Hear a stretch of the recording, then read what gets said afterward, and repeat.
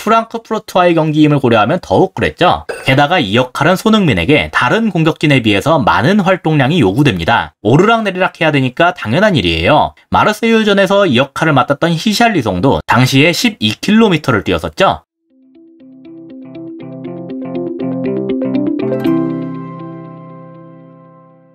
안녕하세요. 축구 보는 기자 축복입니다. 토트넘이 프랑크푸르트와 0대0 무승부를 거뒀는데요. 이번엔 전반과 후반 사이의 전술 변화, 특히 손흥민의 역할이 중간에 바뀌었었던 게 인상적이었어요. 먼저 언제나 그렇듯이 포메이션부터 보죠. 이번에도 항상 그랬듯이 3-4-3 형태를 취했는데요. 이날 특이한 점은 전반과 후반 사이에 약간의 변화가 있었다는 거예요. 그럼 먼저 전반엔 어땠냐? 전반에 손흥민은 공격 시에 이렇게 중앙 미드필더 자리까지 내려왔습니다. 그리고 보통 벤탄쿠르가 호이비보다 한 칸 앞에 있었기 때문에 마치 이렇게 3-5-2 같은 포메이션이 됐어요. 지난 아스날전하고 비슷하죠? 실제로 이날 손흥민의 전반전 터치맵을 보면 본래 자기 자리인 좌측에서는 많이 내려가서 볼을 받는 경우가 많았다는 걸 알 수 있습니다. 이 자리에서 볼을 받은 다음에 최전방까지 볼을 연결시키는 역할인 거예요. 연결자 역할인 손흥민이 여기에 있으니까 당연히 전반전엔 볼 자체도 좌측에서 도는 경우가 많았습니다. 자연스럽게 좌측에 선수들이 많이 쏠리게 되겠죠? 이러면서 우측은 누가 맡냐? 윙백인 에메르송이 올라와서 맡았어요. 그래서 토트넘의 주요 공격 루트 중 하나가 좌측에서 많은 숫자를 갖고 볼을 소유하면서 이후 올라온 에메르송에게 한 번에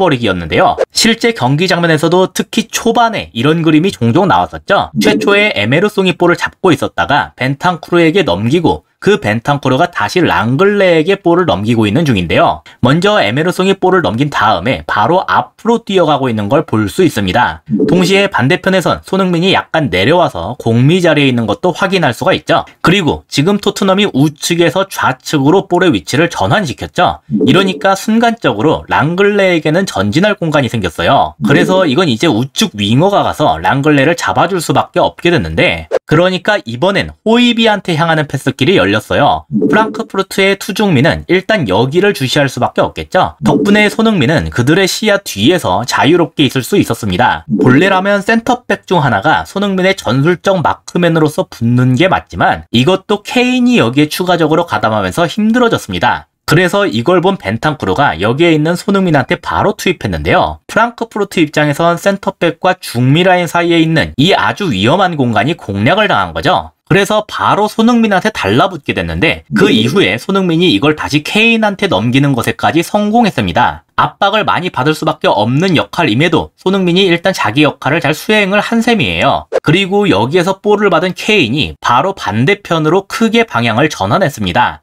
원래부터 이런 롱패스에는 일가견이 있는 선수였죠. 게다가 이미 여기에서 이만큼의 전개를 이뤄낸 만큼 반대편에선 나름대로 공간이 안 생길 수가 없는 상황이었어요. 다만 안타깝게도 이 패스가 정확하게 들어가지 않으면서 허무하게 마무리되고 말았습니다. 하지만 토트넘이 전술적으로 어떤 식의 컨셉을 준비했는지는 잘 보여준 장면이었죠. 그래서 토트넘의 전반전 터치맵을 보면 좌측 전방과 우측 전방에서의 모습이 상당히 달랐습니다. 좌측에선 일정 수준 이상의 지역에서는 터치가 거의 없는 반면 우측에선 최종 공격 지점에서의 터치가 많은 편이죠. 슈팅 자체도 대부분 우측에서 이뤄졌어요. 토트넘의 3톱 중에서 좌측에 있는 손흥민만 내려갔으니까 당연하다면 당연할 수도 있겠네요. 하지만 그렇다면 과연 이 컨셉이 좋았냐? 여기에 대해서는 여러 의견이 나올 수가 있겠습니다.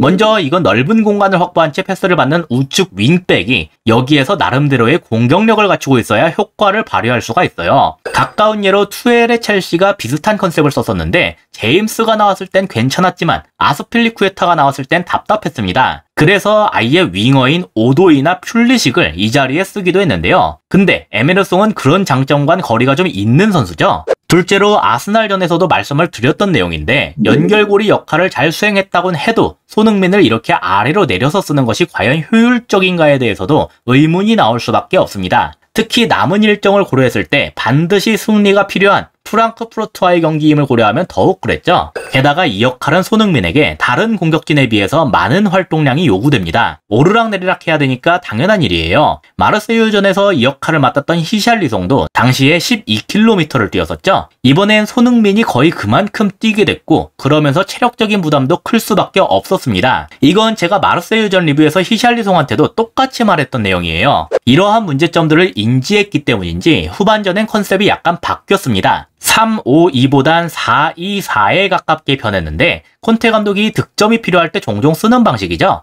가장 주목할 포인트는 양 윙백의 위치가 조정이 됐단 거예요. 에메르송이 기존보다 아래로 떨어졌고 페리시치는 조금 더 올라갔습니다. 이제 우측 전방에 히샬리송이 있기 때문에 에메르송이 올라갈 필요가 적어졌거든요.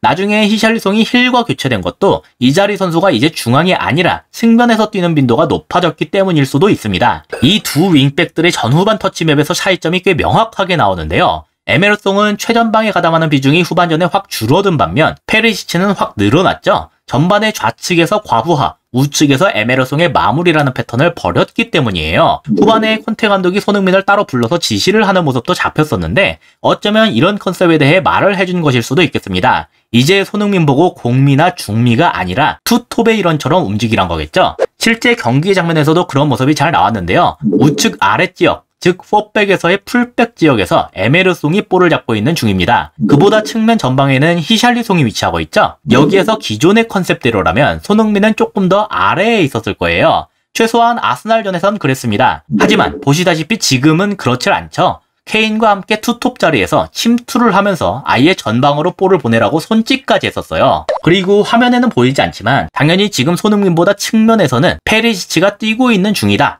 형태로 봤을 때 완연히 4-2-4처럼 바뀌었다는 걸 알 수 있습니다. 손흥민의 전후반 터치맵을 봐도 전반에 비해 후반에 훨씬 전방 위주로 터치가 이뤄졌다는 걸 확인할 수가 있어요. 따라서 아까 윙백들의 터치맵 변화와 함께 고려했을 때 전술적인 변화가 있었다는 것 자체는 틀림이 없을 겁니다. 문제는 경기력적으로 봤을 때 오히려 후반전이 전반전보다 더 좋지를 못했던 건데 제가 봤을 땐 체력적인 문제가 결정적이었던 것 같아요. 선수들의 볼 터치나 패스를 주는 강도, 전체적인 판단력 등 많은 면에서 부족한 부분이 드러났는데요. 그리고 기회가 와도 조금 지나칠 정도로 다급히 처리하는 것 같더군요. 볼을 빠르게 전개하는 것은 좋은데 동료의 위치나 상황을 고려하지 않는 것처럼 보였습니다. 콘테 감독과 선수들이 스스로 밝혔듯이 마지막 패스를 보내는 과정에서 개개인의 플레이에 아쉬움이 남을 수밖에 없을 것 같아요. 지난 시즌에도 이런 문제점들을 나타낸 적이 있었는데 유로파 컨퍼런스와 FA컵을 함께 병행하고 있을 때 그랬습니다. 이때도 체력적인 면에서 문제가 생기면서 마찬가지의 문제들을 보이곤 했거든요. 아예 죄다 빠르게 떨어지면서 리그에만 집중하니까 조금 나아졌는데 챔스의 중요도는 이것들과 비교하긴 힘들겠죠. 영입이 더 필요하다는 콘테 감독의 의도는 알겠는데 최소한 지금은 불가능한 일을 갖고 말을 해도 어쩔 도리가 없습니다. 결국 지금은 있는 선수들을 데리고 어떻게든 성과를 내야 할 수밖에 없거든요. 이건 다른 팀들도 사실 마찬가지죠. 콘테 감독의 지휘력이 실험대에 오른 시기가 아닌가 싶습니다. 이상으로 오늘의 영상을 마치도록 하겠습니다. 시청해주셔서 감사합니다.